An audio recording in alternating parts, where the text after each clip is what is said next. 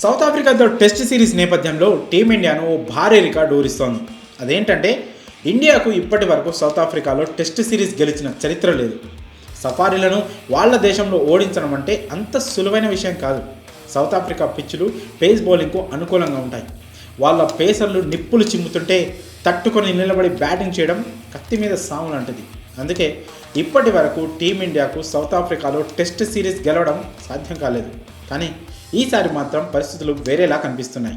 Rohit Sharma కెప్టెన్సీలోని team India ఎంతో పటిష్టంగా ఉంది. పైగా జట్టు బ్యాటింగ్ లైనప్ పటిష్టంగా ఉంది. టీంకు మూలస్తంభమైన విరాట్ కోహ్లీ సూపర్ ఫామ్లో ఉన్నాడు. అలాగే బౌలింగ్ విభాగం, బ్యాటింగ్ మిడిల్ ఆర్డర్, స్పిన్ విభాగం అంతా ఎంతో బలంగా ఉన్నాయి. మరోవైపు సౌత్ ఆఫ్రికా సైతం బలంగానే ఉన్న టీమిండియానే ఎక్కువ స్ట్రాంగ్గా కనిపిస్తోంది.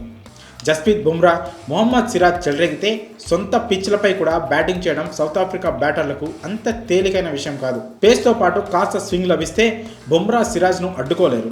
అలాగే టీమిండియా బ్యాటింగ్లో రోహిత్ శర్మ, జైస్వాల్, గిల్, కోహ్లీ, శ్రేయస్ అయ్యర్, కేఎల్ రాహుల్, జడేజా ఇలా యంగ్ అండ్ సీనియర్ ఆటగాళ్లతో ఎంతో పటిష్టంగా ఉంది టీమిండియా.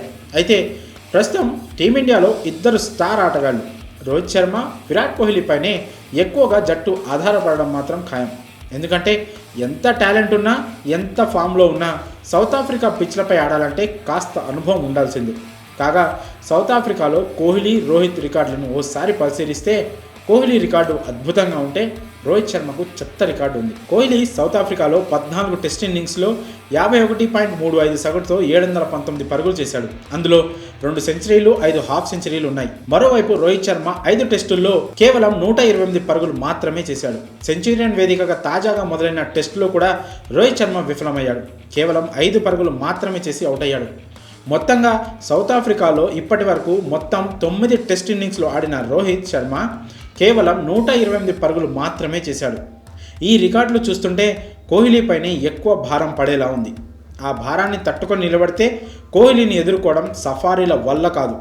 అలానే హిట్మ్యాన్ సైతం ఫామ్లోకి వస్తే టీమిండియాను అడ్డుకోవడం సౌత్ ఆఫ్రికా తరం కూడా కాదని క్రికెట్ అభిమానులు అంటున్నారు. మరి టెస్ట్ సిరీస్లో కోహ్లీ తన రికార్డును కొనసాగిస్తాడని, రోహిత్ తన బ్యాడ్ రికార్డును మార్చుకుంటాడని మీరు భావిస్తున్నారా?